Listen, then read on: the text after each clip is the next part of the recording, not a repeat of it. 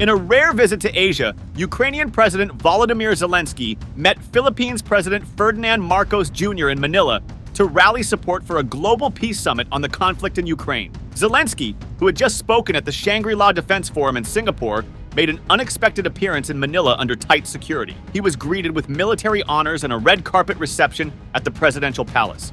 Marcos promised to attend the peace conference, which Zelensky appreciated, calling it a strong signal of support. Mr. President, I'm happy to hear today from you that you participate our peace steps to the peace. That's real thing. What really want our people just to bring peace to our homes. Thank you for participation. Philippine Communications Secretary Cheloy Garafil confirmed Marcos's commitment to the summit. The White House announced that U.S. Vice President Kamala Harris would represent the United States at the summit in Lucerne on June 15th. Zelensky emphasized the need for more mental health professionals for Ukraine's army and commended Marcos for pledging to expedite aid delivery. Marcos praised Ukraine's plans to open an embassy in Manila this year and stressed the importance of adhering to international law. He noted that the Philippines consistently promotes peace, drawing parallels between the challenges faced by both nations. At the Singapore Forum, attended by high-ranking defense and government officials, including representatives from Beijing and Washington, Zelensky and Marcos made critical remarks about China. Zelensky accused China of encouraging other nations to boycott the peace summit to aid Russia in sabotaging it. He claimed that Russia was using Chinese influence and diplomats to disrupt the summit. In Beijing, Chinese Foreign Ministry spokesman Mao Ning denied the allegations, stating that China's position was open and transparent. 中方反复强调，和会应当具备俄乌双方认可、各方平等参与、对所有和平方案进行公平讨论这三个重要的要素。中方难以参会，正是因为我们认为本次会议恐怕还无法实现这三点。我想强调，中方对于召开和平会议的立场是公平公正的，不针对任何一方，当然也不针对这次峰会。中方是否参会，完全基于自身对会议的判断，相信有关各方能够理解中方的立场。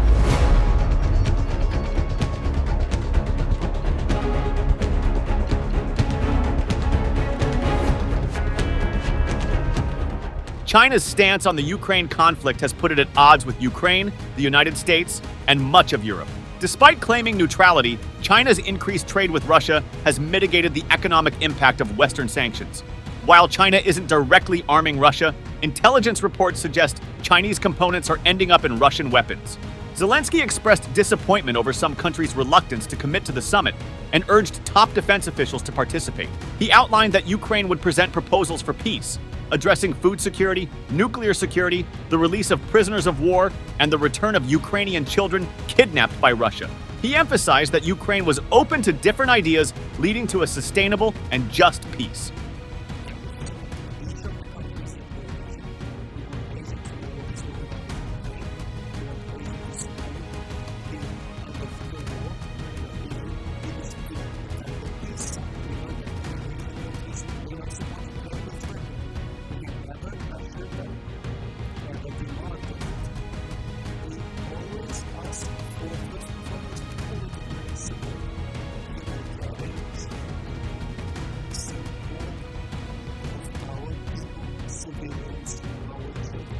In discussions outside the conference, U.S. Defense Secretary Lloyd Austin reaffirmed American support for Ukraine, criticizing Putin's war of aggression. Austin highlighted the potential global ramifications of the conflict. Let us have a deep analysis of Philippines-Ukraine relations.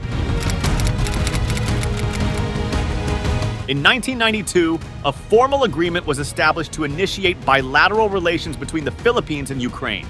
Despite this, there isn't a resident ambassador for either nation. Instead, Ukraine's non-resident ambassador operates out of Kuala Lumpur, Malaysia, while the Embassy of the Philippines is located in Warsaw, Poland.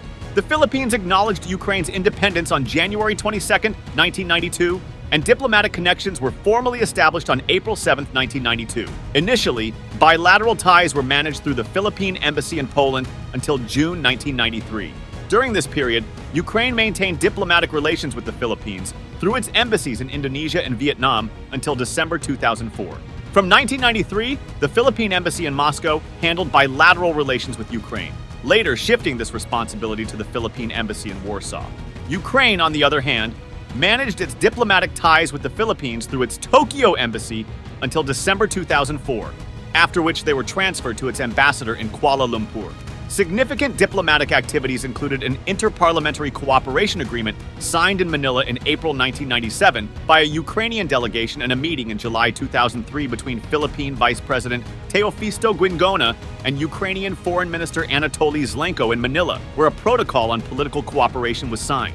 Furthering bilateral engagement, Speaker Jose de Venecia led a delegation to Ukraine in June 2005, meeting with President Viktor Yushchenko and other key officials. Discussions during this visit included the development of 2 energy plants in the Philippines by Sukin Energy Incorporated, a debt conversion initiative, and fostered Christian-Muslim interfaith dialogue. By June 2019, there were 342 Filipinos in Ukraine, with the Philippine government actively supporting their interests through the honorary consulate in Kyiv. Conversely, about 200 Ukrainians lived in the Philippines as of March 2020. The Russian invasion of Ukraine in 2022 prompted the Philippine Department of Foreign Affairs to issue an Alert Level 4, mandating the evacuation of all Filipino citizens from Ukraine. By March 2022, 342 Filipinos were evacuated. The Philippines supported the UN resolution condemning the invasion, with then-President Rodrigo Duterte expressing clear support. Kaibigan ko si Putin, pero sunobra. Ang pinapatay ko, kriminal. Si Putin, binubomba, pati babae, bata, lahat na. O sino man pinatay ko dito na para man sa inyo yan, para sa inyong mga anak, hindi man para sa... What do I get? Though presidential candidate Bongbong Marcos initially took a more neutral stance.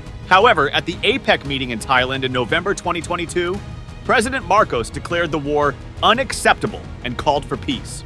Despite financial constraints preventing Ukraine from opening an embassy in the Philippines, the desire remained strong. In June 2022, Philippines Secretary of Foreign Affairs Teodoro Locsin Jr. announced intentions to open an embassy in Ukraine, though no formal proposals had been submitted as of January 2023. Ukraine is a new state, but an old nation going back 1,000 years. Its national history is heroic, colorful, and inspiring. From time to time, great power politics submerged its distinct political existence. A significant milestone occurred on June 3, 2024, when Ukrainian President Volodymyr Zelensky visited Manila and met with President Marcos, marking the first visit of a Ukrainian president to the Philippines. During this visit, Zelensky reaffirmed Ukraine's commitment to establishing an embassy in the Philippines and thanked the Philippines for its support. We are very thankful to be in your country and which supports Ukraine, our territorial integrity and sovereignty. Thank you so much for your big word and clear position about us. He also announced that the Philippines would participate in a peace summit organized by Ukraine and Switzerland. In response to Zelensky's request, President Marcos pledged to send Filipino mental health professionals to Ukraine to assist Ukrainian soldiers.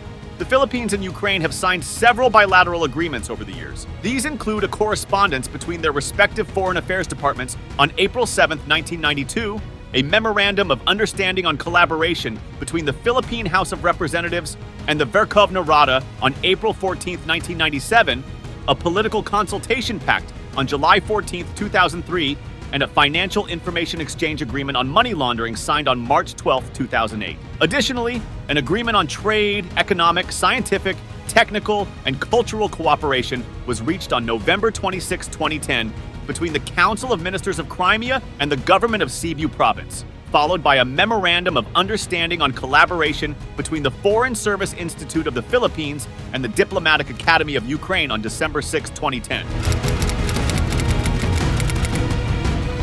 On the second anniversary of Russia's invasion of Ukraine, the Philippines reaffirmed its support for Ukraine's sovereignty, independence, and territorial integrity. The Department of Foreign Affairs, DFA, emphasized the necessity for a comprehensive, just, and lasting peace in Ukraine grounded in the principles of the UN Charter.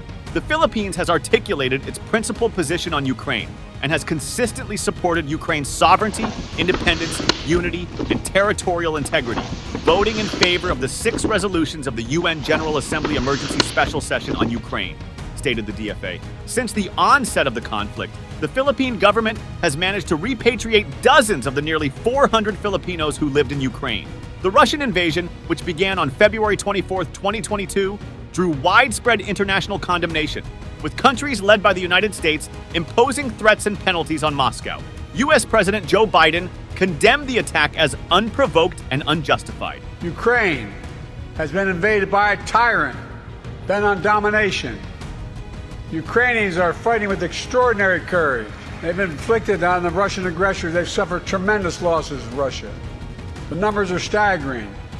350,000 Russian troops dead or wounded. Addressing the UN Security Council on February 23rd, UN Secretary General Antonio Guterres stressed the importance of respecting Ukraine's sovereignty and independence. Many Ukrainians are experiencing the living nightmare of losing their children.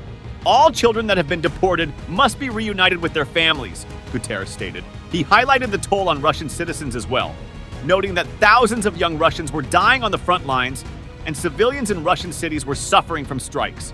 Guterres also raised concerns about the potential for the conflict to escalate further, describing the risk as very real. He pointed out that the war is deepening geopolitical divides and limiting the ability to address other urgent global issues. We have had 2 years of fighting, 2 years of suffering, 2 years of stoking global tensions and straining global relations. Enough, he concluded. We need to focus on solving problems, not making them worse. In cities around the world, people are taking to the streets and demanding an end to war. People in Ukraine want and need peace. And I believe people in the Russian Federation do too. We need peace now. In essence, the Philippines' vocal support for Ukraine reflects a consistent commitment to international norms, sovereignty, and peace. As geopolitical dynamics evolve, the Philippines continues to play an active role in advocating for Ukraine's territorial integrity and stability. This stance highlights the interconnectedness of global and regional conflicts, demonstrating the Philippines' dedication to principled diplomacy and a rules-based international order.